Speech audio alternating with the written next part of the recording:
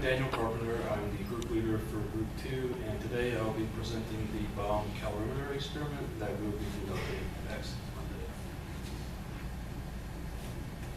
So the goals for this experiment are to determine the thermal capacitance of the calorimeter apparatus, to determine the gross heat of combustion of the provided samples in the lab, and in the process of this is our hope that we as a group will become familiar with the physical principles, procedures, and techniques associated with the oxygen bomb calorimeter.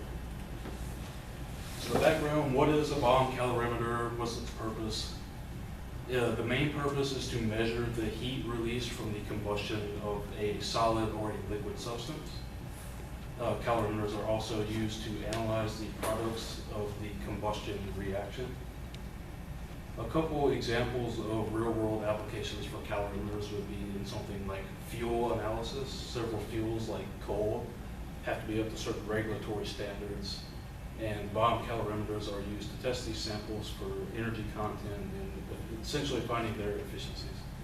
It's also used in nutritional analysis. Like, have you ever wondered how they come up with the calorie count on a food product? That's essentially one way that that's done. They combust it in a bomb calorimeter.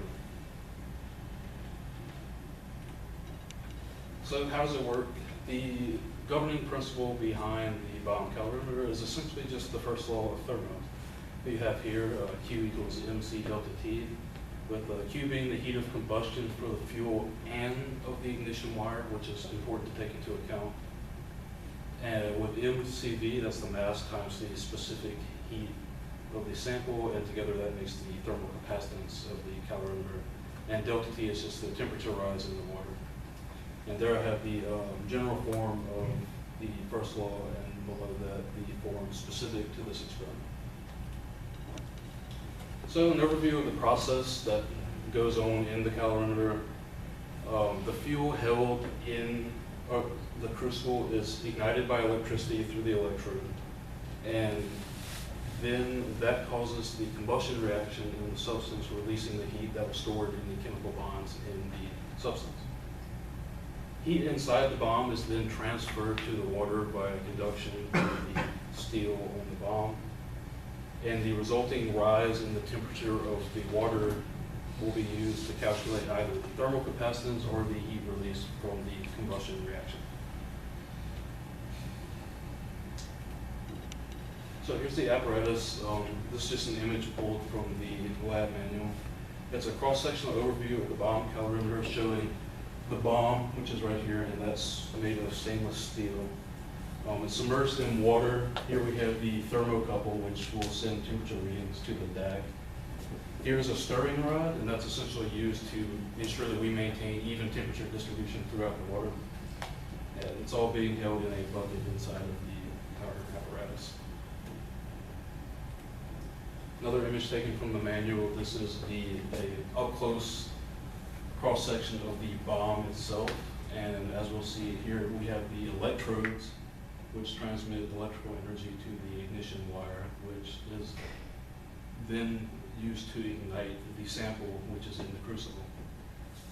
Here we also have the inlet valve and the pressure release valve. One thing important about the bomb is that it has to be evacuated of atmospheric air and filled with oxygen so that the combustion reaction can take place. Also, it's really important to note that no more than 1.1 grams of any substance should be used in the bomb calorimeter, and that's to ensure we don't accidentally damage the apparatus. So just an overview of the procedure that we'll be going through as a group.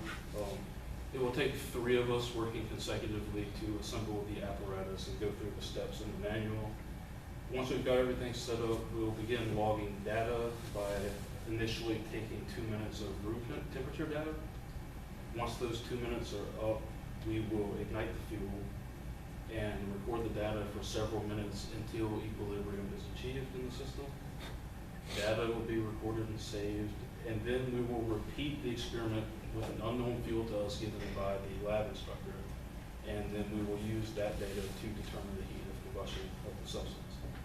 Once all that's done, we'll shut down and follow cleanup procedures in the lab.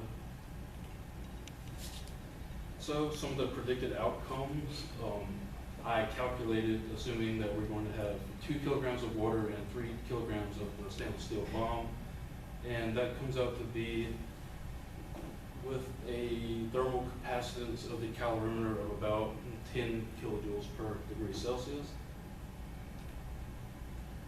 Also calculated the predicted temperature rise of the water given a 1 gram sample of benzoic acid.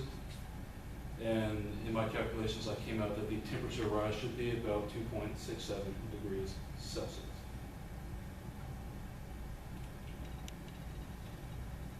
And finally, my last predicted outcome would be for the error sources that we might encounter in the lab.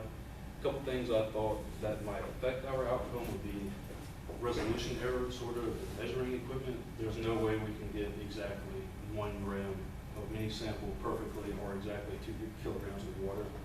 So any slight discrepancies in those values might affect the data a little bit. Also, another thing that we may have to look at is that the stirring device is inputting work into the system, and that may skew the values. Also, if the temperature of the water is not the same as the ambient air temperature, the water could gain or lose heat to the environment, which would also be a way the data could be thrown off. Question?